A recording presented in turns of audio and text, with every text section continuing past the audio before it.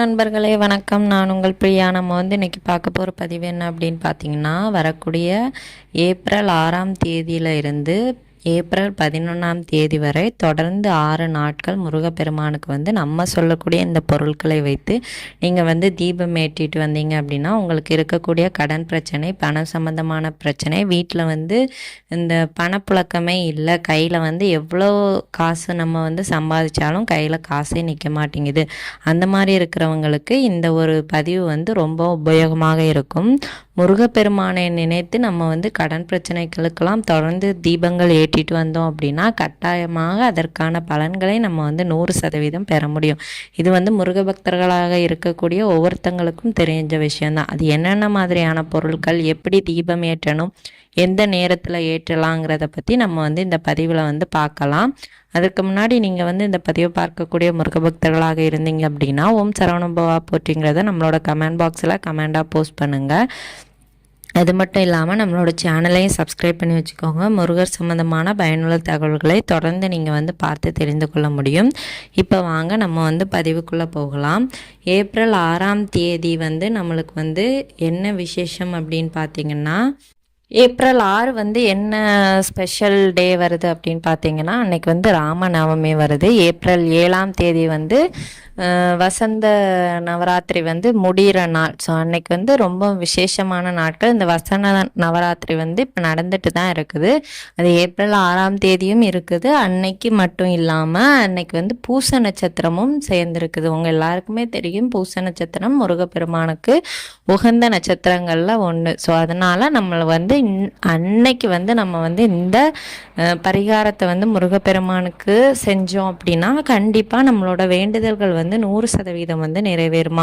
இதை ஏன் பங்குனி உத்திரம் வரைக்கும் செய்ய சொல்கிறோம் அப்படின்னு பார்த்தீங்கன்னா, பங்குனி உத்திரத்திற்கு உங்களுக்கு தெரியும், பங்குனி மாதம் 12வது மாதம், அதே மாதிரி நட்சத்திரத்தில் 12வது நட்சத்திரம் உத்திர நட்சத்திரம். இந்த இரண்டும் சேர்ந்து வரக்கூடிய அந்த காலகட்டத்தை தான் நம்ம பங்குனி உத்திரம்னு சொல்கிறோம். அன்னைக்கு முருகப்பெருமானுக்கு ரொம்பவும் விசேஷமான நாளாகவும் சொல்லப்படுது. ஸோ நீங்கள் முருக பக்தர்களாக இருக்கிறீங்க அப்படின்னா கண்டிப்பாக இந்த நாளை மிஸ் பண்ணிடாதீங்க. நீங்கள் என்ன செய்யணும் அப்படின்னு பார்த்தீங்கன்னா, நீங்கள் ஒரே தீபம் மட்டும், ஒரே ஒரு அகல் தீபம் நெய் தீபமாக ஏற்றுனா ரொம்பவும் சிறப்பு. உங்களோட அனைத்து பிரச்சனைகளுக்கும் இது முற்றுப்புள்ளியாக இருக்கும். உங்களோட மனசை முதல்ல நீங்கள் கட்டுப்படுத்திட்டு நீங்கள் இதை செய்யலாம்.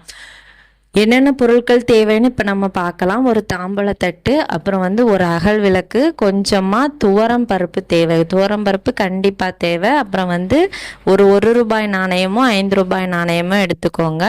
ஒரு ஏலக்காய், ஒரு துண்டு விரலி மஞ்சள் எடுத்துக்கோங்க. இவ்வளவு தேவை. இந்த மஞ்சள் தெரியும் உங்களுக்கு, மகாலட்சுமி தாயார் வாசம் பண்ணக்கூடியது. அதே மாதிரி ஏலக்காயும் நாணயமும் மகாலட்சுமி தாயாரோட அருள் பெற்றது, அவங்களோட அம்சம்னே நம்ம சொல்லலாம். முருகப்பெருமானும் மகாலட்சுமி தாயாரும் அந்த நம்ம எல்லாரும் சேர்ந்து நம்மளுக்கு அவங்களோட ஆசிகளை வழங்குவதற்கு நம்ம இந்த தீபத்தை ஏற்றலாம். இது என்ன செய்யணும், எத்தனை மணிக்கு ஏற்றணும் அப்படின்னு பார்த்தீங்கன்னா, நீங்கள் அன்னைக்கு தீபம் ஏப்ரல் 6 சாயங்காலம் 6 மணிக்கு மேலே நீங்கள் இந்த தீபத்தை ஏற்றலாம். நம்மளுக்கு ராமநவமி அப்போ தான் தொடங்குது. ஸோ அன்னைக்கு நீங்கள் மாலை நேரத்துக்கு மேலே தான் இருக்குது ராமநவமி. ஸோ அதனால் நீங்கள் ஏப்ரல் 6ஆம் தேதி மாலை 6 மணிக்கு மேலே தீபம் ஏற்றுங்க. அதே மாதிரி இன்னொரு விஷயம், முக்கியமான விஷயம் என்னென்னா, 6 மணிக்கு உங்களுக்கு டைம் கிடைக்கல அப்படின்னா 9 மணிக்குள்ளே இந்த தீபத்தை ஏற்றிடுங்க. அதுக்கப்புறமா நீங்கள் ஏற்றி எந்த யூஸும் கிடையாது. ஏன்னா நம்மளுக்கு அன்னைக்கு ஹோரை நேரம் 8 to 9 இரவு நேரத்தில் முடிஞ்சிரும். ஸோ அதனால் 9 மணிக்கு மேலே கூடியபட்சமாக இதை ஏற்றுறதுக்கு ட்ரை பண்ணாதீங்க. எந்த ஒரு பலனும் இருக்காது.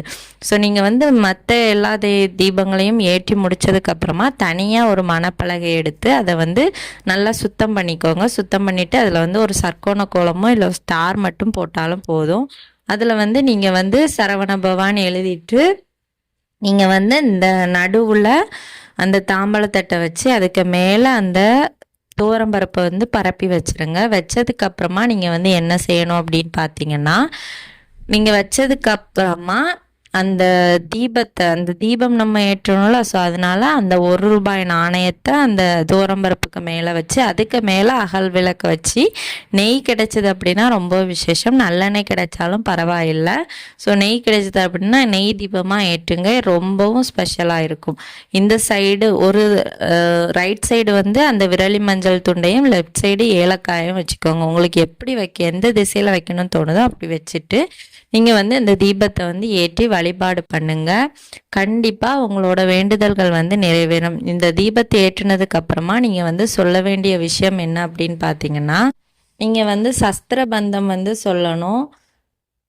நான் வந்து உங்களுக்கு வந்து ஸ்க்ரீனில் காட்டுறேன். நீங்கள் வந்து இதை வந்து ஒரு பேப்பர்லையோ இல்லை வந்து இந்த உங்களோட இந்த நம்ம வீடியோவை பார்த்தோ நீங்கள் வந்து இதை வந்து தொடர்ந்து சொல்லணும். ஒரு 6 முறை சொன்னாலே போதும். ஆறுமுக கடவுளுக்கு 6ங்கிற நம்பர் வந்து உகந்தது.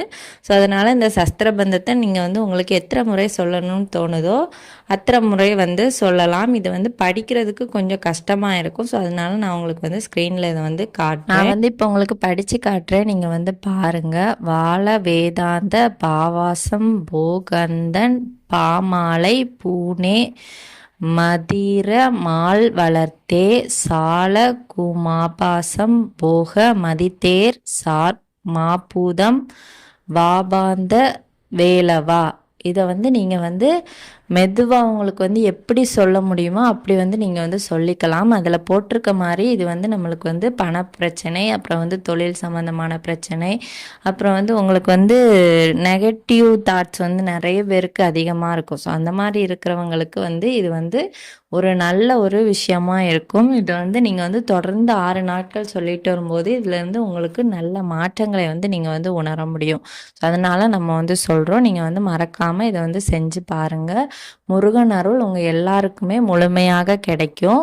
இந்த பதிவு வந்து கண்டிப்பாக பார்க்கக்கூடிய ஒவ்வொரு முருக பக்தர்களுக்கும் உபயோகமாக இருக்கும்னு நினைக்கிறேன். உபயோகமாக இருந்தது அப்படின்னா லைக் பண்ணிவிட்டு நம்மளோட சேனலையும் சப்ஸ்கிரைப் பண்ணி வச்சுக்கோங்க. இந்த வீடியோவின் முழு பதிவை பார்த்த அனைத்து நண்பர்களுக்கும் மிக்க நன்றி.